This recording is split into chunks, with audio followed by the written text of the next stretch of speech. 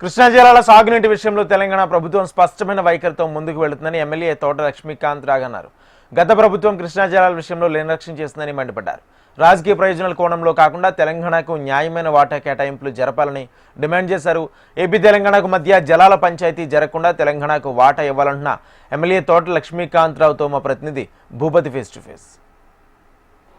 రెండు తెలుగు రాష్ట్రాల మధ్య నీటి యుద్ధం కొనసాగుతుంది. కృష్ణా జిల్లాల కేటాయింపుల్లో ఎవరి వాటా వారిదే అంటూ ఆందోళన కొనసాగుతుంది. ఇటు తెలంగాణ అటు ఆంధ్రప్రదేశ్ రాష్ట్రాల మధ్య అటు మంత్రులు అదేవిధంగా ముఖ్యమంత్రుల మధ్య పోరు కొనసాగుతుంది. ప్రస్తుతం ఈ విషయాన్ని మాట్లాడేందుకు జుక్కల్ ఎమ్మెల్యే లక్ష్మీకాంతారావు గారు ఉన్నారు. వారితో మరిన్ని వివరాలు తెలుసుకుందాం. సార్ చెప్పండి, తెలంగాణ ఆంధ్రప్రదేశ్ మధ్య జల వివాదం కొనసాగుతుంది కృష్ణా జిల్లాల కేటాయింపు విషయంలో. అసలు ఎట్లా చూస్తారు దీన్ని?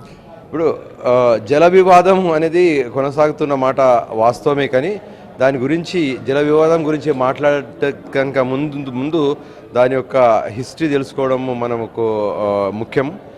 గత ప్రభుత్వము నీరు నిధులు నియామకాలు అని చెప్పేసి నినాదంతో తెలంగాణ ఏర్పాటుకు వాళ్ళు ముందుకు వచ్చిండ్రు.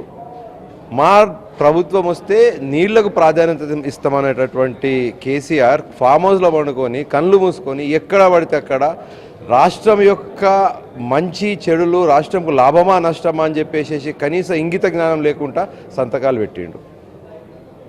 సంతకాలు పెట్టడం వల్ల ఏమైపోయిందంటే మళ్ళా ఈ రాష్ట్రం ఆంధ్రప్రదేశ్ ఒక క్లీన్ చిట్ అంటే వైట్ పేపర్ మీద మనం సంతకాలు పెట్టేసేసి మాకు నీళ్ళు వద్దు బై మీరే తీసుకోండి అన్నంత లెవెల్కి వెళ్ళిపోయింది.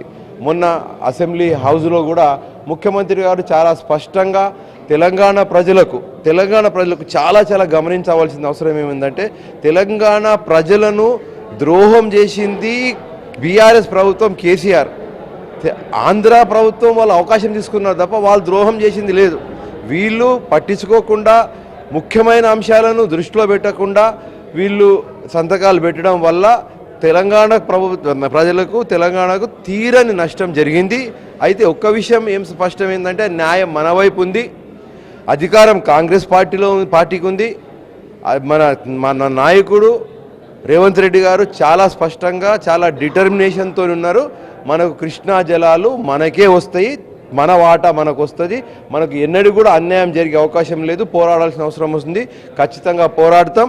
ఏ స్థాయికి పోయి పోరాడాలన్నా కూడా ఆ స్థాయికి పోయి పోరాడి తెలంగాణ ప్రజలకు న్యాయం చేకూర్చేటట్టుగా కాంగ్రెస్ పార్టీ ప్రభుత్వం అన్ని విధాలుగా కృషి చేస్తుంది.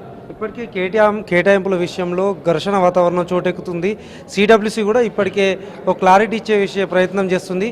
ఈ రెండు రాష్ట్రాల గొడవ పూర్తి కావాలంటే ఏం చేయబోతున్నారు? ఇప్పుడు ఘర్షణ వాతావరణము రావాల్సిన అవసరమే లేదు. మనం న్యాయపరంగా మనకు రావాల్సినటువంటి నీళ్లు మనకు ఖచ్చితంగా వస్తాయి. మనకు అన్ని విధాలుగా మనకు అర్హత కలిగి ఉంది. కాబట్టి ఉన్నత న్యాయస్థానం వరకు వెళ్ళడం జరిగింది. ఉన్నత న్యాయస్థానం కూడా ఒపీనియన్ తీసుకోవడం జరిగింది. తర్వాత సిడబ్ల్యూసికి మన వాదనలు చాలా గట్టిగా వినిపిస్తూ ఉన్నాం. మన వాదనలు గట్టిగా వినిపించడం వల్ల ఆంధ్ర పాలకులకు గుబులు ప్రారంభమైంది. రేవంత్ అన్న ఏ పని పట్టుకున్నా కూడా దాన్ని కంప్లీట్గా చేసేంత వరకు వదలడు. నీళ్లు అస్సలు ఒక్క బొట్టు నీరు కూడా మనకు లేకుండా మనకు అన్యాయం జరగడానికి వీల్లేదు. ఖచ్చితంగా అన్ని విధాలుగా పోరాడి నీళ్లు సాధించి తీరుతామని చెప్పేసి మనవి చేస్తా ఉన్నాం. కాళేశ్వరం ప్రాజెక్టు విషయంలో ఇప్పటికే ఆ విషయం పెండింగ్లో ఉంది. దీన్ని ఎట్లా ముందుకు తీసుకెళ్తారు? కాళేశ్వరం అనేది మీకు తెలుసు, కాళేశ్వరం అనేది ఒక పెద్ద ఒక స్కామ్. అది ఆ స్కామ్ నుంచి బయటపడడానికి టైం పడుతుంది.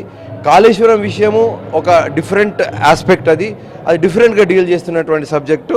మరి కృష్ణా జిల్లాల విషయం కూడా సరి అయినటువంటి ఇంపార్టెన్స్ ఇచ్చి ఖచ్చితంగా కృష్ణా జలాలను సాధించి తీరుతాం.